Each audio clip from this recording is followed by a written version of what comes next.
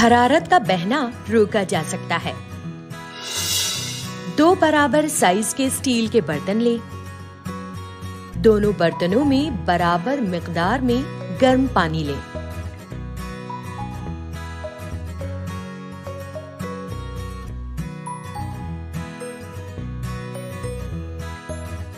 एक बर्तन को किसी कपड़े या तौलिए से पूरी तरह लपेट कर रखें।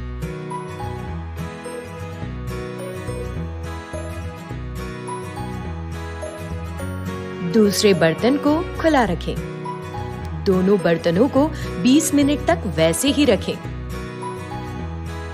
20 मिनट के बाद दोनों बर्तनों में उंगली डुबोकर देखें।